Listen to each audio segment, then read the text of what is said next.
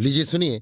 मुंशी प्रेमचंद के लिखे कथा संग्रह मानसरोवर 7 की कहानी फातिहा, मेरी यानी समीर गोस्वामी की आवाज में। सरकारी अनाथालय से निकलकर मैं सीधा फौज में भर्ती किया गया। मेरा शरीर हष्टपुष्ट और बलिष्ठ था। साधारण मनुष्यों की अपेक्षा मेरे हाथ पैर कहीं लंबे और स्नायु युक्त थे। मेरी लंबाई पूरी 6 फुट 9 इंच थी। पलटन में देव के नाम से विख्यात था। जब से मैं फौज में भर्ती हुआ तब से मेरी किस्मत ने भी पलटा खाना शुरू किया और मेरे हाथ से कई ऐसे काम हुए जिनसे प्रतिष्ठा के साथ साथ मेरी आय भी बढ़ती गई। पलटन का हर एक जवान मुझे जानता था। मेजर सरदार हिम्मत सिंह की कृपा मेरे ऊपर बहुत थी, क्योंकि मैंने एक बार उनकी प्राण रक्षा की थी। इसके अतिरिक्त न जाने क्यों उनको देखकर मेरे हृदय में भक्ति और श्रद्धा का संचार होता। मैं यही समझता है कि ये मेरे पूज्य हैं और सरदार साहब का भी व्यवहार मेरे साथ स्नेहयुक्त और मित्रतापूर्ण था। मुझे अपने माता पिता का पता नहीं है और न उनकी कोई स्मृति ही है। कभी कभी जब मैं इस प्रश्न पर विचार करने बैठता हूं तो कुछ धुंधले से दृश्य दिखाई देते हैं। बड़े बड़े पहाड़ों के बीच में रहता हुआ एक परिवार और एक स्त्री का मुख, जो शायद मेरी माँ का होगा। पहाड़ी के बीच में तो मेरा पालन पोषण ही हुआ है। पेशावर से 80 मील दूर पूर्व एक ग्राम है जिसका नाम कुलाहा है। वहीं पर एक सरकारी अनाथालय है। इसी में मैं पाला गया। यहां से निकलकर सीधा फौज में चला गया। हिमालय की जलवायु से मेरा शरीर बना है और मैं वैसा ही दीर्घाकृति और बर्बर हूं जैसे कि सीमा प्रांत के रहने वाले अफरीदी, गिलजई, महसूदी आदि पहाड़ी कबीलों के लोग होते हैं। यदि उनके और मेरे जीवन में कुछ अंतर है तो वो सभ्यता का। मैं थोड़ा पढ़ लिख लेता हूं, बातचीत कर लेता हूं, अदब कायदा जानता हूं, छोटे बड़े का लिहाज कर सकता हूं, किंतु मेरी आकृति वैसी है जैसी कि किसी भी सरहदी पुरुष की हो सकती है। कभी कभी मेरे मन में ये इच्छा बलवती होती कि स्वच्छंद होकर पहाड़ों की सैर करूं, लेकिन जीविका का प्रश्न मेरी इच्छा को दबा देता। उस सूखे देश में खाने का कुछ भी ठिकाना नहीं था। वहां के लोग एक रोटी के लिए मनुष्य की हत्या कर डालते, एक कपड़े के लिए मुर्दे की लाश चीर फाड़ कर फेंक देते और एक बंदूक के लिए सरकारी फौज पर छापा मारते। इसके अतिरिक्त उन जंगली जातियों का एक एक मनुष्य मुझे जानता था और मेरे खून का प्यासा था। यदि मैं उन्हें मिल जाता तो जरूर मेरा नाम निशान दुनिया से मिट जाता। न जाने कितने अफरीदियों और गिलजइयों को मैंने मारा था, कितनों को पकड़ पकड़ कर सरकारी जेल खानों में भर दिया था और ना मालूम उनके कितने गांवों को जलाकर खाक कर दिया था। मैं भी बहुत सतर्क रहता और जहां तक होता एक स्थान पर हफ्ते से अधिक कभी न रहता। एक दिन मैं मेजर सरदार हिम्मत सिंह के घर की ओर जा रहा था। उस समय दिन के 2 बजे थे। आजकल छुट्टी सी थी, क्योंकि अभी हाल ही में कई गांव भस्मीभूत कर दिए गए थे और जल्दी उनकी तरफ से कोई आशंका नहीं थी। हम लोग निश्चिंत होकर गप और हंसी खेल में दिन गुजारते थे। बैठे बैठे दिल घबरा गया था। सिर्फ मन बहलाने के लिए सरदार साहब के घर की ओर चला, किंतु रास्ते में एक दुर्घटना हो गई। एक बूढ़ा अफरीदी, जो अब भी एक हिंदुस्तानी जवान का सिर मरोड़ देने के लिए काफी था, एक फौजी जवान से भिड़ा हुआ था। मेरे देखते देखते उसने अपनी कमर से एक तेज छुरा निकाला और उसकी छाती में घुसेड़ दिया। उस जवान के पास एक कारतूसी बंदूक थी। बस उसी के लिए ये सब लड़ाई थी। पलक मारते मारते फौजी जवान का काम तमाम हो गया और बूढ़ा बंदूक लेकर भागा। मैं उसके पीछे दौड़ा, लेकिन दौड़ने में वो इतना तेज था कि बात की बात में आंखों से ओझल हो गया। मैं भी बेतहाशा उसका पीछा कर रहा था। आखिर सरहद पर पहुंचते पहुंचते उससे 20 हाथ की दूरी पर रह गया। उसने पीछे फिरकर देखा। मैं अकेला उसका पीछा कर रहा था। उसने बंदूक का निशाना मेरी ओर साधा। मैं फौरन ही जमीन पर लेट गया और बंदूक की गोली मेरे सामने पत्थर पर लगी। उसने समझा कि मैं गोली का शिकार हो गया। वो धीरे धीरे सतर्क पदों से मेरी ओर बढ़ा। मैं सांस खींचकर लेट गया। जब वो बिल्कुल मेरे पास आ गया, शेर की तरह उछलकर मैंने उसकी गर्दन पकड़कर जमीन पर पटक दिया और छुरा निकालकर उसकी छाती में घुसेड़ दिया। अफरीदी की जीवन लीला समाप्त हो गई। इसी समय मेरी पलटन के कई लोग भी आ पहुंचे। चारों तरफ से लोग मेरी प्रशंसा करने लगे। अभी तक मैं अपने आपे में न था, लेकिन अब मेरी सुध बुध वापस आई। न मालूम क्यों उस बुढ़ी को देखकर मेरा जी घबराने लगा। अभी तक न मालूम कितने ही अफरीदियों को मारा था, लेकिन कभी भी मेरा हृदय इतना घबराया न था। मैं जमीन पर बैठ गया और उस बुढ़ी की ओर देखने लगा। पलटन के जवान भी पहुंच गए और मुझे घायल जानकर अनेक प्रकार के प्रश्न करने लगे। धीरे धीरे मैं उठा और चुपचाप शहर की ओर चला। सिपाही मेरे पीछे पीछे उसी बुढ़े की लाश घसीटते हुए चले। शहर के निवासियों ने मेरी जय जयकार का तांता बांध दिया। मैं चुपचाप मेजर सरदार हिम्मत सिंह के घर में घुस गया। सरदार साहब उस समय अपने खास कमरे में बैठे हुए कुछ लिख रहे थे। उन्होंने मुझे देखकर पूछा, क्यों, उस अफरीदी को मारा है? मैंने बैठते हुए कहा, जी हां, लेकिन सरदार साहब, जाने क्यों मैं कुछ बुजदिल सा हो गया हूं। सरदार साहब ने आश्चर्य से कहा, असद खां और बुजदिल, ये दोनों एक जगह होना नामुमकिन है। मैंने उठते हुए कहा, सरदार साहब, यहां तबीयत नहीं लगती, उठकर बाहर बरामदे में बैठिए। न मालूम क्यों मेरा दिल घबराता है।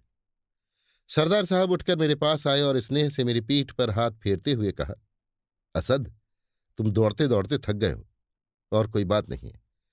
अच्छा चलो बरामदे में बैठे, शाम की ठंडी हवा तुम्हें ताज़ा कर देगी। सरदार साहब और मैं दोनों बरामदे में जाकर कुर्सियों पर बैठ गए। शहर के चौमुहाने पर उसी वृद्ध की लाश रखी थी और उसके चारों ओर भीड़ लगी हुई थी। बरामदे में जब मुझे बैठे हुए देखा तो लोग मेरी ओर इशारा करने लगे। सरदार साहब ने यह दृश्य देखकर कहा, असद खां, देखा, लोगों की निगाह में तुम कितने ऊंचे हो। तुम्हारी वीरता को यहां का बच्चा बच्चा सराहता है। अब भी तुम कहते हो कि मैं बुजदिल हूं।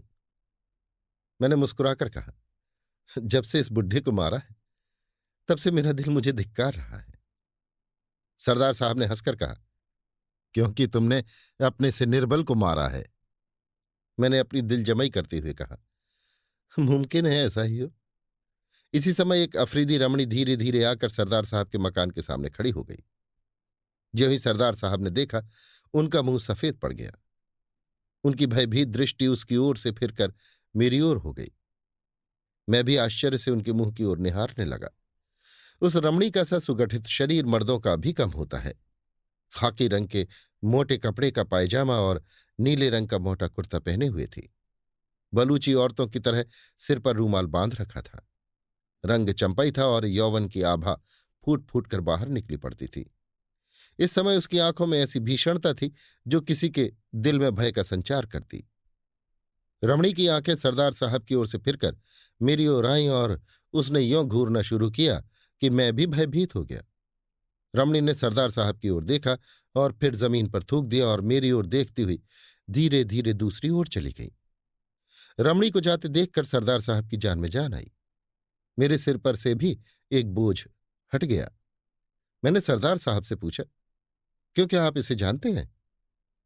सरदार साहब ने एक गहरी ठंडी सांस लेकर कहा, हाँ, बखूबी। एक समय था जब ये मुझ पर जान देती थी और वास्तव में अपनी जान पर खेलकर मेरी रक्षा भी की थी। लेकिन अब इसको मेरी सूरत से नफरत है। इसी ने मेरी स्त्री की हत्या की है। इसे जब कभी देखता हूं मेरे होश हवास काफूर हो जाते हैं और वही दृश्य मेरी आंखों के सामने नाचने लगता है। मैंने भय विह्वल स्वर में पूछा, सरदार साहब, उसने मेरी ओर भी तो बड़ी भयानक दृष्टि से देखा था। नामालूम क्यों मेरे भी रोए खड़े हो गए थे। सरदार साहब ने सिर हिलाते हुए बड़ी गंभीरता से कहा, असद खां, तुम भी होशियार रहो। शायद इस बूढ़े अफरीदी से इसका संपर्क है। मुमकिन है ये उसका भाई या बाप हो। तुम्हारी ओर उसका देखना कोई मानी रखता है। बड़ी भयानक स्त्री है। सरदार साहब की बात सुनकर मेरी नस नस कांप उठी। मैंने बातों का सिलसिला दूसरी ओर फेरते हुए कहा, सरदार साहब, आप इसको पुलिस के हवाले क्यों नहीं कर देते? इसको फांसी हो जाएगी। सरदार साहब ने कहा, भाई असद खां, इसने मेरे प्राण बचाए थे और शायद अब भी मुझे चाहती है। इसकी कथा बहुत लंबी है, कभी अवकाश मिला तो कहूंगा। सरदार की बातों से मुझे भी कुतूहल हो रहा था। मैंने उनसे ये वृत्तांत सुनाने के लिए आग्रह करना शुरू किया। पहले तो उन्होंने टालना चाहा, पर जब मैंने बहुत जोर दिया तो विवश होकर बोले, असद, मैं तुम्हें अपना भाई समझता हूं, इसलिए तुमसे कोई पर्दा न रखूंगा। लो सुनो। असद खां। 5 साल पहले मैं इतना वृद्ध न था जैसा कि अब दिखाई पड़ता हूं। उस समय मेरी आयु 40 वर्ष से अधिक न थी। एक भी बाल सफेद न हुआ था और उस समय मुझ में इतना बल था कि 2 जवानों को मैं लड़ा देता। जर्मनों से मैंने मुठभेड़ की है और न मालूम कितनों को यमलोक का रास्ता बता दिया। जर्मन युद्ध के बाद मुझे यहां सीमा प्रांत पर काली पलटन का मेजर बनाकर भेजा गया। जब पहले पहल मैं यहां आया तो यहां कठिनाइयां सामने आईं, लेकिन मैंने उनकी जरा परवाह न की और धीरे धीरे उन सब पर विजय पाई। सबसे पहले यहां आकर मैंने पश्तो सीखना शुरू किया। पश्तो के बाद और जबानें सीखीं, यहां तक कि मैं उनको बड़ी आसानी और मुहावरों के साथ बोलने लगा। फिर इसके बाद कई आदमियों की टोलियां बनाकर देश का अंतर्भाग भी छान डाला। इस पड़ताल में कई बार मैं मरते मरते बचा, किंतु सब कठिनाइयां झेलते हुए मैं यहां पर साकुशल रहने लगा। उस जमाने में मेरे हाथ से ऐसे ऐसे काम हो गए जिनसे सरकार में मेरी बड़ी नामवरी और प्रतिष्ठा भी हो गई। एक बार कर्नल हैमिल्टन की मैम साहब को मैं अकेला छुड़ा लाया था और कितने ही देशी आदमियों और औरतों के प्राण मैंने बचाए हैं। यहां पर आने के 3 साल बाद मेरी कहानी आरंभ होती है। एक रात को मैं अपने कैंप में लेटा हुआ था। अफरीदियों से लड़ाई हो रही थी। दिन के थके मांदे सैनिक गाफिल पड़े हुए थे। कैंप में सन्नाटा था। लेटे लेटे मुझे नींद आ गई। जब मेरी नींद खुली तो देखा कि छाती पर एक अफरीदी, जिसकी आयु मेरी आयु से लगभग दूनी होगी, सवार है और मेरी छाती में छुरा घुसेड़ने ही वाला है। मैं पूरी तरह से उसके अधीन था। कोई भी बचने का उपाय न था। किंतु उस समय मैंने बड़े ही धैर्य से काम लिया और पश्तो भाषा में कहा, मुझे मारो नहीं, मैं सरकारी फौज में अफसर हूं। मुझे पकड़ ले चलो, सरकार तुमको रुपया देकर मुझे छुड़ाएगी। ईश्वर की कृपा से मेरी बात उसके मन में बैठ गई। कमर से रस्सी निकालकर मेरे हाथ पैर बांधे और फिर कंधे पर बोझ की तरह लाद कर खेमे से बाहर आया। बाहर मारकाट का बाजार गर्म था। उसने एक विचित्र प्रकार से चिल्लाकर कुछ कहा और मुझे कंधे पर लादे वो जंगल की ओर भागा। ये मैं कह सकता हूं कि उसको मेरा बोझ कुछ भी न मालूम होता था और बड़ी तेजी से भागा जा रहा था। उसके पीछे पीछे कई आदमी जो उसी के गिरोह के थे, लूट का माल लिए हुए भागे चले आ रहे थे। प्रातःकाल हम लोग एक तालाब के पास पहुंचे। तालाब बड़े बड़े पहाड़ों से घिरा हुआ था। उसका पानी बड़ा निर्मल था और जंगली पेड़ इधर उधर उग रहे थे। तालाब के पास पहुंचकर हम सब लोग ठहरे। बुढ़े ने, जो वास्तव में उस गिरोह का सरदार था, मुझे पत्थर पर डाल दिया। मेरी कमर में बड़ी जोर से चोट लगी। ऐसा मालूम हुआ कि कोई हड्डी टूट गई है, लेकिन ईश्वर की कृपा से हड्डी टूटी न थी। सरदार ने मुझे पृथ्वी पर डालने के बाद कहा, क्यों, कितना रुपया दिलाएगा? मैंने अपनी वेदना दबाते हुए कहा, 500 रुपये। सरदार ने मुंह बिगाड़कर कहा, नहीं, इतना कम नहीं लेगा। 2000 से एक पैसा भी कम मिला तो तुम्हारी जान की खैर नहीं। मैंने कुछ सोचते हुए कहा, सरकार इतना रुपया काले आदमी के लिए नहीं खर्च करेगी। सरदार ने छुरा बाहर निकालते हुए कहा, तब फिर क्यों कहा था कि सरकार इनाम देगी? ले तो फिर यहीं मर। सरदार छुरा लिए मेरी तरफ बढ़ा। मैं घबरा कर बोला, अच्छा सरदार, मैं तुमको 2000 दिलवा दूंगा। सरदार रुक गया और बड़े जोर से हंसा। उसकी हंसी की प्रतिध्वनि ने निर्जीव पहाड़ों को भी कंपा दिया। मैंने मन ही मन कहा, बड़ा भयानक आदमी है। गिरोह के दूसरे आदमी अपनी अपनी लूट का माल सरदार के सामने रखने लगे। उसमें कई बंदूकें, कारतूस, रोटियां और कपड़े थे। मेरी भी तलाशी ली गई। मेरे पास एक 6 फायर का तमंचा था। तमंचा पाकर सरदार उछल पड़ा और उसे फिरा फिरा कर देखने लगा। वहीं पर उसी समय हिस्सा बांट शुरू हो गया। बराबर का हिस्सा लगा, लेकिन मेरा रिवाल्वर उसमें शामिल नहीं किया गया। ये सरदार साहब की खास चीज थी। थोड़ी देर विश्राम करने के बाद फिर यात्रा शुरू हुई। इस बार मेरे पैर खोल दिए गए और साथ साथ चलने को कहा। मेरी आंखों पर पट्टी भी बांध दी गई ताकि मैं रास्ता न देख सकूं। मेरे हाथ रस्सी से बंधे हुए थे और उसका एक सिरा एक अफरीदी के हाथ में था। चलते चलते मेरे पैर दुखने लगे, लेकिन उनकी मंजिल न पूरी हुई। सिर पर जेठ का सूरज चमक रहा था। पैर जले जा रहे थे। प्यास से गला सूखा जा रहा था, लेकिन वे बराबर चले जा रहे थे। वे आपस में बातें करते जाते थे, लेकिन जब मैं उनकी एक बात भी न समझ पाता। कभी कभी एक आध शब्द तो समझ जाता, लेकिन बहुत अंशों में मैं कुछ भी न समझ पाता था।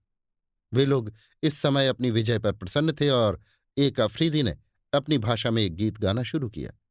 गीत बड़ा ही अच्छा था। असद खां ने पूछा, सरदार साहब वो गीत क्या था?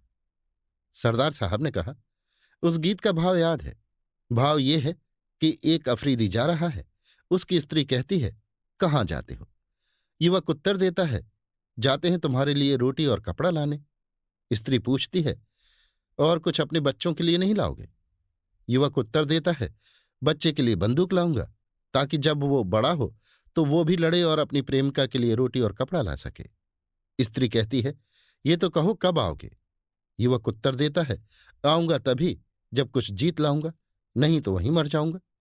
स्त्री कहती है, शाबाश, जाओ, तुम वीर हो, तुम जरूर सफल होगे। गीत सुनकर मैं मुग्ध हो गया। गीत समाप्त होते होते हम लोग भी रुक गए। मेरी आंखें खोली गई। सामने बड़ा सा मैदान था और चारों ओर गुफाएं बनी हुई थीं, जो उन्हीं लोगों के रहने की जगह थी। फिर मेरी तलाशी ली गई और इस दफे सब कपड़े उतरवा लिए गए, केवल पायजामा रह गया। सामने एक बड़ा सा शिलाखंड रखा हुआ था। सब लोगों ने मिलकर उसे हटाया और मुझे उसी ओर ले चले। मेरी आत्मा कांप उठी। ये तो जिंदा कब्र में डाल देंगे।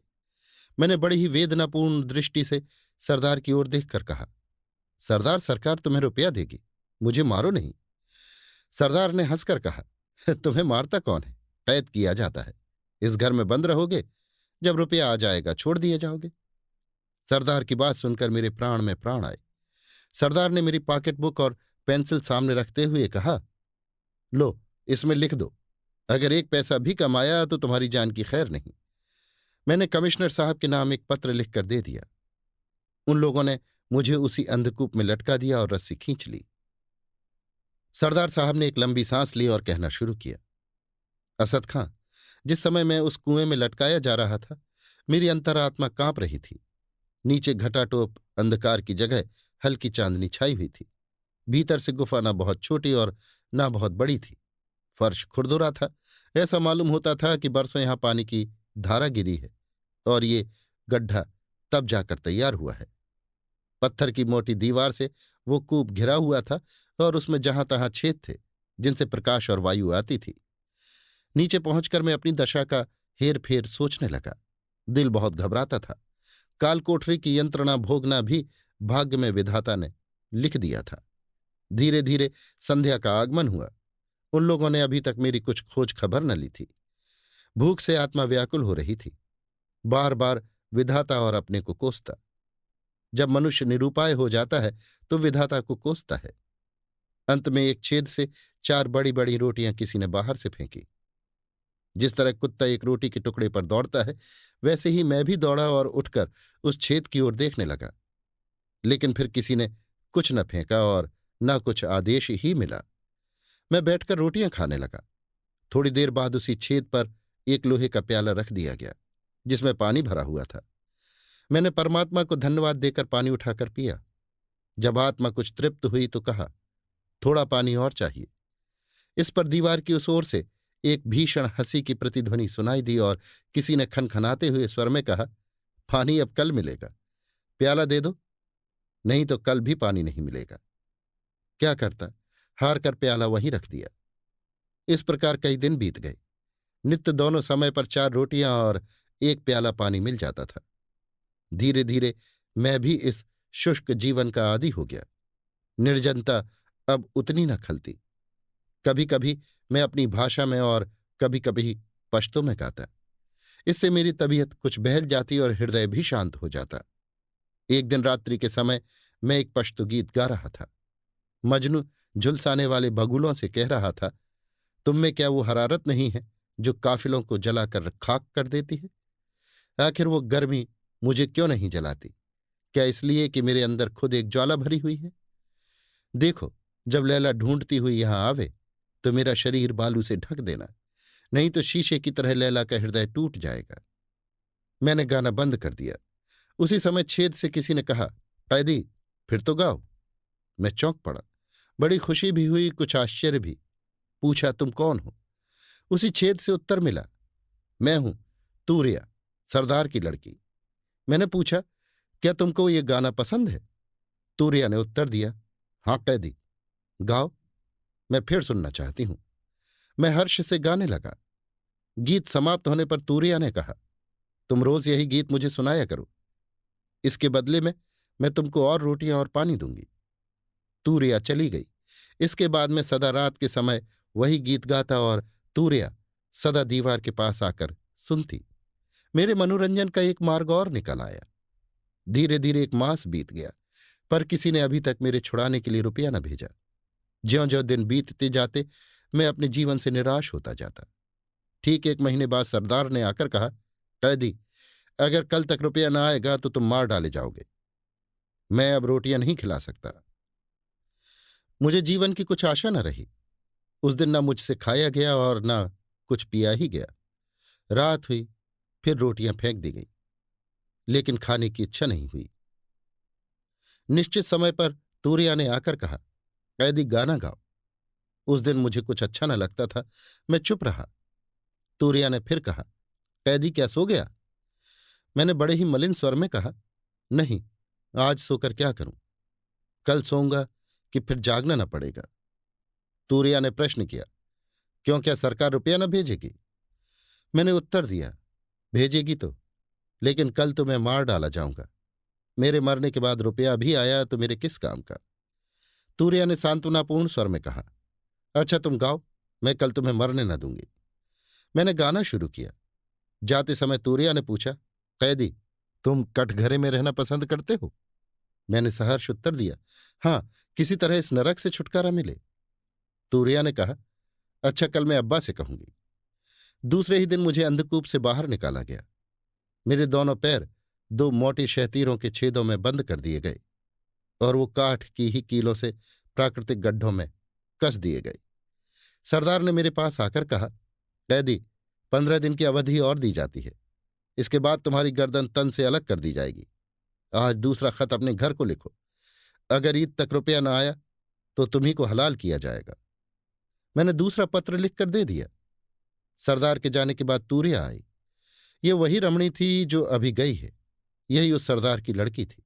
वही मेरा गाना सुनती थी और इसी ने सिफारिश करके मेरी जान बचाई थी। तूरिया आकर मुझे देखने लगी, मैं भी उसकी ओर देखने लगा। तूरिया ने पूछा, कैदी, घर में तुम्हारे कौन कौन है? मैंने बड़े ही कातर स्वर में कहा, 2 छोटे छोटे बालक और कोई नहीं। मुझे मालूम था कि अफरीदी बच्चों को बहुत प्यार करते हैं। तूरिया ने पूछा, उनकी मां नहीं है? मैंने केवल दया उपजाने के लिए कहा, नहीं, उनकी मां मर गई है। वे अकेले हैं, मालूम नहीं जीते हैं या मर गए, क्योंकि मेरे सिवाय उनकी देखरेख करने वाला और कोई न था। कहते कहते मेरी आंखों में आंसू भर आए। तूरिया की भी आंखें सूखी न रहीं। तूरिया ने अपना आवेग संभालते हुए कहा, तो तुम्हारे कोई नहीं है, बच्चे अकेले हैं, वे बहुत रोते होंगे। मैंने मन ही मन प्रसन्न होते हुए कहा, हाँ, रोते जरूर होंगे, कौन जानता है शायद मर भी गए हों। तूरिया ने बात काट कर कहा, नहीं, अभी मरे ना होंगे। अच्छा तुम रहते कहाँ हो, मैं जाकर पता लगाऊंगी। मैंने अपने घर का पता बता दिया। उसने कहा, उस जगह तो मैं कई बार हो आई हूं, बाजार से सौदा लाने में अक्सर जाती हूं। अब जाऊंगी तो तुम्हारे बच्चों की भी खबर ले आऊंगी। मैंने शंकित हृदय से पूछा, कब जाओगी? उसने कुछ सोचकर कहा, उस जुमेरात को जाऊंगी। अच्छा तुम वही गीत गाओ। मैंने आज बड़ी उमंग और उत्साह से गाना शुरू किया। मैंने आज देखा कि उसका असर तूरिया पर कैसा पड़ता है। उसका शरीर कांपने लगा, आंखें डबडबा आईं, गाल पीले पड़ गए और वो कांपती हुई बैठ गई। उसकी दशा देखकर मैंने दूने उत्साह से गाना शुरू किया और अंत में कहा, तूरिया, अगर मैं मारा जाऊं तो मेरे बच्चों को मेरे मरने की खबर देना। मेरी बात का पूरा असर पड़ा। तूरिया ने भर्राए हुए स्वर में कहा, कैदी, तुम मरोगे नहीं, मैं तुम्हारे बच्चों के लिए तुम्हें छोड़ दूंगी। मैंने निराश होकर कहा, तूरिया, तुम्हारे छोड़ देने से भी मैं बच नहीं सकता। इस जंगल में मैं भटक भटक कर मर जाऊंगा और फिर तुम पर भी मुसीबत आ सकती है। अपनी जान के लिए तुमको मुसीबत में न डालूंगा। तूरिया ने कहा, मेरे लिए तुम चिंता न करो, मेरे ऊपर कोई शक न करेगा। मैं सरदार की लड़की हूं, जो कहूंगी वही सब मान लेंगे। लेकिन क्या तुम जाकर रुपया भेज दोगे? हाँ तूरिया, मैं रुपया भेज दूंगा। तूरिया ने जाते हुए कहा, तो मैं भी तुम्हें छुटकारा दिला दूंगी। इस घटना के बाद तूरिया सदैव मेरे बच्चों के संबंध में बातें करती। असद खां, सचमुच इन अफरीदियों को बच्चे बहुत प्यारे होते हैं। विधाता ने यदि उन्हें बर्बर हिंसक पशु बनाया है तो मनुष्योचित प्रकृति से वंचित भी नहीं रखा है। आखिर जुमेरा अताई और अभी तक सरदार वापस न आया, न कोई उस गिरोह का आदमी ही वापस आया। उस दिन संध्या समय तूरिया ने आकर कहा, कैदी, अब मैं नहीं जा सकती, क्योंकि मेरा पिता अभी तक नहीं आया। यदि कल भी ना आया तो मैं तुम्हें रात को छोड़ दूंगी। तुम अपने बच्चों के पास जाना, लेकिन देखो रुपया भेजना न भूलना। मैं तुम पर विश्वास करती हूं। मैंने उस दिन बड़े उत्साह से गाना गाया। आधी रात तक तूरिया सुनती रही, फिर सोने चली गई। मैं भी ईश्वर से मनाता रहा कि कल और सरदार ना आए। काठ में बंधे बंधे मेरा पैर बिल्कुल निकम्मा हो गया था। तमाम शरीर दुख रहा था। इससे तो मैं काल कोठरी में ही अच्छा था, क्योंकि वहां हाथ पैर तो हिला डुला सकता था। दूसरे दिन भी गिरोह वापस न आया। उस दिन तूरिया बहुत चिंतित थी। शाम को आकर तूरिया ने मेरे पैर खोलकर कहा, कैदी, अब तुम जाओ, चलो मैं तुम्हें थोड़ी दूर पहुंचा दूं। थोड़ी देर तक मैं अवश लेटा रहा। धीरे धीरे मेरे पैर ठीक हुए और ईश्वर को धन्यवाद देता हुआ मैं तूरिया के साथ चल दिया। तूरिया को प्रसन्न करने के लिए मैं रास्ते भर गीत गाता आया। तूरिया बार बार सुनती और बार बार रोती। आधी रात के करीब मैं तालाब के पास पहुंचा। वहां पहुंचकर तूरिया ने कहा, सीधे चले जाओ, तुम पेशावर पहुंच जाओगे। देखो होशियारी से जाना, नहीं तो कोई तुम्हें अपनी गोली का शिकार बना डालेगा। ये लो तुम्हारे कपड़े हैं, लेकिन रुपया जरूर भेज देना। तुम्हारी जमानत मैं लूंगी। अगर रुपया ना आया तो मेरे भी प्राण जाएंगे और तुम्हारे भी। अगर रुपया आ जाएगा तो कोई भी अफरीदी तुम पर हाथ ना उठाएगा, चाहे तुम किसी को मार भी डालो। जाओ, ईश्वर तुम्हारी रक्षा करे और तुमको अपने बच्चों से मिलाए। तूरिया फिर ठहरी नहीं, गुनगुनाती हुई लौट पड़ी। रात दोपहर बीत चुकी थी। चारों ओर भयानक निस्तब्धता छाई हुई थी। केवल वायु साए साए करती हुई बह रही थी। आकाश के बीचों बीच में चंद्रमा अपनी 16 कलाओं से चमक रहा था। तालाब के तट पर रुकना सुरक्षित न था। मैं धीरे धीरे दक्षिण की ओर बढ़ा। बार बार चारों ओर देखता जाता था। ईश्वर की कृपा से प्रातःकाल होते होते मैं पेशावर की सरहद पर पहुंच गया। सरहद पर सिपाहियों का पहरा था। मुझे देखते ही तमाम फौज भर में हलचल मच गई। सभी लोग मुझे मरा समझे हुए थे। जीता जागता लौटा हुआ देखकर सभी प्रसन्न हो गए। कर्नल हैमिल्टन साहब भी समाचार पाकर उसी समय मिलने आए और सब हाल पूछकर कहा, मेजर साहब, मैं आपको मरा हुआ समझता था। मेरे पास तुम्हारे 2 पत्र आए थे, लेकिन मुझे स्वप्न में भी विश्वास न हुआ था कि ये तुम्हारे लिखे हुए हैं। मैं तो उन्हें जाली समझता था। ईश्वर को धन्यवाद है कि तुम जीते बचकर आ गए। मैंने कर्नल साहब को धन्यवाद दिया और मन ही मन कहा, काले आदमी का लिखा हुआ जाली था और कहीं अगर गोरा आदमी लिखता तो 2 की कौन कहे 4,000 रुपया पहुंच जाता। कितने ही गांव जला दिए जाते और ना जाने क्या होता। मैं चुपचाप अपने घर आया। बाल बच्चों को पाकर आत्मा संतुष्ट हुई। उसी दिन एक विश्वासी अनुचर के द्वारा 2,000 रुपये तूरिया के पास भेज दिया। सरदार ने एक ठंडी सांस लेकर कहा, असद खां, अभी मेरी कहानी समाप्त नहीं हुई। अभी तो दुखांत भाग अवशेष ही है। यहां आकर मैं धीरे धीरे अपनी सब मुसीबतें भूल गया, लेकिन तूरिया को न भूल सका। तूरिया की कृपा से ही मैं अपनी स्त्री और बच्चों से मिल पाया था। यही नहीं, जीवन भी पाया था। फिर भला मैं उसे कैसे भूल जाता। महीनों और सालों बीत गए। मैंने न तूरिया को और न उसके बाप को ही देखा। तूरिया ने आने के लिए कहा भी, लेकिन वो आई नहीं। वहां से आकर मैंने अपनी स्त्री को उसके मायके भेज दिया था, क्योंकि ख्याल था कि शायद तूरिया आए तो फिर मैं झूठा बनूंगा। लेकिन जब 3 साल बीत गए और तूरिया ना आई तो मैं निश्चिंत हो गया और स्त्री को मायके से बुला लिया। हम लोग सुखपूर्वक दिन काट रहे थे कि अचानक फिर दुर्दशा की घड़ी आई। एक दिन संध्या के समय इसी बरामदे में बैठा हुआ अपनी स्त्री से बातें कर रहा था कि किसी ने बाहर का दरवाजा खटखटाया। नौकर ने दरवाजा खोल दिया और बेधड़क जीना चढ़ती हुई एक काबुली औरत ऊपर चली आई। उसने बरामदे में आकर विशुद्ध पश्तो भाषा में पूछा, सरदार साहब कहाँ हैं? मैंने कमरे के भीतर आकर पूछा। तुम कौन हो, क्या चाहती हो? उस स्त्री ने कुछ मूंगे निकालते हुए कहा, ये मूंगे मैं बेचने के लिए आई हूं, खरीदिएगा? ये कहकर उसने बड़े बड़े मूंगे निकालकर मेज पर रख दिए। मेरी स्त्री भी मेरे साथ कमरे के भीतर आई थी। वो मूंगे उठाकर देखने लगी। उसी काबली स्त्री ने पूछा, सरदार साहब, ये कौन है आपकी? मैंने उत्तर दिया, मेरी स्त्री है, और कौन है? काबली स्त्री ने कहा, आपकी स्त्री तो मर चुकी थी, क्या आपने दूसरा विवाह किया है? मैंने रोषपूर्ण स्वर में कहा, चुप बेवकूफ कहीं की, तू मर गई होगी। मेरी स्त्री पश्तो नहीं जानती थी। वो तन्मय होकर मूंगे देख रही थी। किंतु मेरी बात सुनकर न मालूम क्यों काबली औरत की आंखें चमकने लगी। उसने बड़े ही तीव्र स्वर में कहा, हां, बेवकूफ न होती तो तुम्हें छोड़ कैसे देती? दोजखी पिल्ले, मुझसे झूठ बोला। ले, अगर तेरी स्त्री ना मरी थी तो अब मर गई। कहते कहते शेरनी की तरह लपक कर उसने एक तेज छुरा मेरी स्त्री की छाती में घुसेड़ दिया। मैं उसे रोकने के लिए आगे बढ़ा, लेकिन वो कूदकर आंगन में चली गई और बोली, अब पहचान ले, मैं तूरिया हूं। मैं आज तेरे घर में रहने के लिए आई थी। मैं तुझसे विवाह करती और तेरी होकर रहती। तेरे लिए मैंने बाप, घर, सब कुछ छोड़ दिया था। लेकिन तू झूठा है, मक्कार है। तू अब अपनी बीवी के नाम को रो, मैं आज से तेरे नाम को रोऊंगी। ये कहकर वो तेजी से नीचे चली गई। अब मैं अपनी स्त्री के पास पहुंचा। छुरा ठीक हृदय में लगा था। एक ही वार ने उसका काम तमाम कर दिया। डॉक्टर बुलवाया, लेकिन वो मर चुकी थी। कहते कहते सरदार साहब की आंखों में आंसू भर आए। उन्होंने अपनी भीगी हुई आंखों को पोंछकर कहा, असद खां, मुझे स्वप्न में भी अनुमान न था कि तोरिया इतनी पिशाच हृदय हो सकेगी। अगर मैं पहले उसे पहचान लेता तो ये आफत न आने पाती। लेकिन कमरे में अंधकार था, और इसके अतिरिक्त मैं उसकी ओर से निराश हो चुका था। तब से फिर कभी तोरिया नहीं आई। अब जब कभी मुझे देखती है तो मेरी ओर देखकर नागिन की भांति फुफकारती हुई चली जाती है। इसे देखकर मेरा हृदय कांपने लगता है और मैं अवश हो जाता हूं। कई बार कोशिश की मैं इसे पकड़वा दूं, लेकिन उसे देखकर मैं बिल्कुल निकम्मा हो जाता हूं। हाथ पैर बेकाबू हो जाते हैं। मेरी सारी वीरता हवा हो जाती है। यही नहीं, तूरिया का मोह अब भी मेरे ऊपर है। मेरे बच्चों को हमेशा वो कोई ना कोई बहुमूल्य चीज दे जाती है। जिस दिन बच्चे उसे नहीं मिलते, दरवाजे के भीतर फेंक जाती है।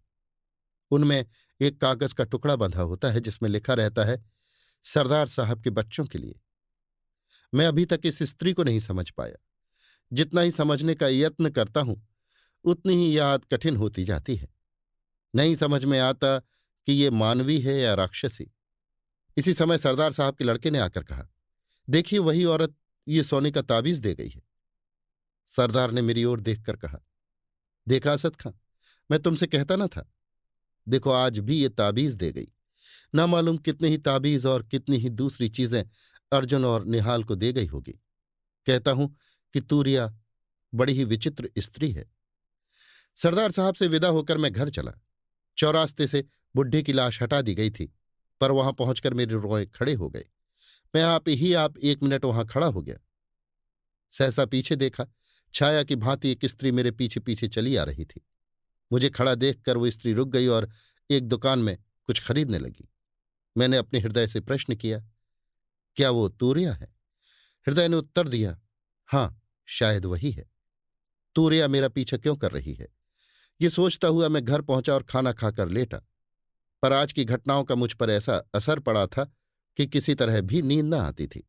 जितना ही मैं सोने का यत्न करता, उतनी ही नींद मुझसे दूर भागती। फौजी घड़ियाल ने 12 बजाए, 1 बजाया, 2 बजाए, लेकिन मुझे नींद न थी। मैं करवटें बदलता हुआ सोने का उपक्रम कर रहा था। इसी उधेड़बुन में कब नींद ने मुझे धर दबाया, जरा भी याद नहीं। यद्यपि मैं सो रहा था, लेकिन मेरा ज्ञान जाग रहा था। मुझे ऐसा मालूम हुआ कि कोई स्त्री जिसकी आकृति तूरिया से बहुत कुछ मिलती थी, लेकिन उससे कहीं अधिक भयावनी थी, दीवार फोड़कर भीतर घुस आई है। उसके हाथ में एक तेज छुरा है जो लालटेन के प्रकाश में चमक रहा है। वो दबे पांव सतर्क नेत्रों से ताकती हुई धीरे धीरे मेरी ओर बढ़ रही है। मैं उसे देखकर उठना चाहता हूं, लेकिन हाथ पैर मेरे काबू में नहीं है। मानो उनमें जान है ही नहीं। वो स्त्री मेरे पास पहुंच गई। थोड़ी देर तक मेरी ओर देखा और फिर अपने छुरे वाले हाथ को ऊपर उठाया। मैं चिल्लाने का उपक्रम करने लगा, लेकिन मेरी घिघी बंद गई। शब्द कंठ से फूटा ही नहीं। उसने मेरे दोनों हाथों को अपने घुटने के नीचे दबाया और मेरी छाती पर सवार हो गई। मैं छटपटाने लगा और मेरी आंखें खुल गईं। सचमुच एक काबुली औरत मेरी छाती पर सवार थी। उसके हाथ में छुरा था और वो छुरा मारना ही चाहती थी। मैंने कहा, कौन, तूरिया? ये वास्तव में तूरिया ही थी। उसने मुझे बलपूर्वक दबाते हुए कहा, हाँ, मैं तूरिया हूं। आज तूने मेरे बाप का खून किया है, उसके बदले में तेरी जान जाएगी। ये कहकर उसने अपना छुरा ऊपर उठाया। इस समय मेरे सामने जीवन और मरण का प्रश्न था। जीवन की लालसा ने मुझ में साहस का संचार किया। मैं मरने के लिए तैयार न था। मेरे अरमान और उमंगें अब भी बाकी थे। मैंने बलपूर्वक अपना दाहिना हाथ छुड़ाने का प्रयत्न किया और एक ही झटके में मेरा हाथ छूट गया। मैंने अपनी पूरी ताकत से तूरिया का छुरा वाला हाथ पकड़ लिया। ना मालूम क्यों तूरिया ने कुछ भी विरोध न किया। वो मेरे हाथ को देखती हुई मेरी छाती से उतर आई। उसकी आंखें पथराई हुई थीं और वो एकटक हाथ की ओर देख रही थी। मैंने हंसकर कहा, तूरिया, अब तो पासा पलट गया। अब तेरे मरने की बारी है। तेरे बाप को मारा, अब तुझे भी मारता हूं। तूरिया अब भी एकटक मेरे हाथ की ओर देख रही थी। उसने कुछ भी उत्तर न दिया। मैंने उसे झंझोड़ते हुए कहा, बोलती क्यों नहीं? अब तो तेरी जान मेरी मुट्ठी में है। तूरिया का मुंह टूटा। उसने बड़े गंभीर और दृढ़ कंठ से कहा, तू मेरा भाई है। तूने अपने बाप को मारा है आज। तूरिया की बात सुनकर मुझे उस अवसर पर भी हंसी आ गई। मैंने हंसते हुए कहा, अफरीदी मक्कार भी होते हैं, ये आज ही मुझे मालूम हुआ। तूरिया ने शांत स्वर में कहा, तू मेरा खोया हुआ बड़ा भाई नाजिर है। वो जो तेरे हाथ में निशान है वही बतला रहा है कि तू मेरा खोया हुआ भाई है। बचपन से ही मेरे हाथ में एक सांप गुदा हुआ था और यही मेरी पहचान फौजी रजिस्टर में भी लिखी हुई थी। मैंने हंसकर कहा, तूरिया, तू मुझे भुलावा नहीं दे सकती। मैं अब तुझे किसी तरह न छोड़ूंगा। तूरिया ने अपने हाथ से छुरा फेंक कर कहा, सचमुच तू मेरा भाई है। अगर तुझे विश्वास नहीं होता तो देख, मेरे दाहिने हाथ में भी ऐसा ही सांप गुदा हुआ है। मैंने तूरिया के हाथ पर दृष्टि डाली तो वहां भी बिल्कुल मेरा ही जैसा सांप गुदा हुआ था। मैंने कुछ सोचते हुए कहा, तूरिया, मैं तेरा विश्वास नहीं कर सकता, ये इत्तेफाक की बात है। तूरिया ने कहा, मेरा हाथ छोड़ दे, मैं तुझ पर वार न करूंगी। अफरीदी झूठ नहीं बोलते। मैंने उसका हाथ छोड़ दिया। वो पृथ्वी पर बैठ गई और मेरी ओर देखने लगी। थोड़ी देर बाद उसने कहा, अच्छा, तुझे अपने माँ बाप का पता है? मैंने सिर हिलाकर उत्तर दिया, नहीं, मैं सरकारी अनाथालय में पाला गया हूं। मेरी बात सुनकर तूरिया उठ खड़ी हुई और बोली, तब तू मेरा खोया हुआ बड़ा भाई नाजिर ही है। मेरे पैदा होने के 1 साल पहले तू खोया था। मेरे माँ बाप तब सरकारी फौज पर छापा डालने के लिए आए थे और तू भी साथ था। मेरी माँ लड़ने में बड़ी होशियार थी। तू उनकी पीठ से बंधा हुआ था और वे लड़ रही थी। इसी समय एक गोली उनके पैर में लगी और वे गिरकर बेहोश हो गई। बस, कोई तुझे खोल ले गया।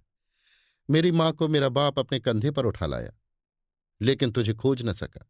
बहुत तलाश की, लेकिन कहीं भी तेरा पता न लगा। अम्मा अक्सर तेरी चर्चा किया करती थी। उनके हाथ में भी निशान था। ये कहकर उसने फिर वही हाथ मुझे दिखलाया। मैं उसका और अपना सांप मिलाने लगा। वास्तव में दोनों सांप हूबहू एक से थे। बाल भर भी अंतर न था। मैं हताश सा होकर चारपाई पर गिर पड़ा।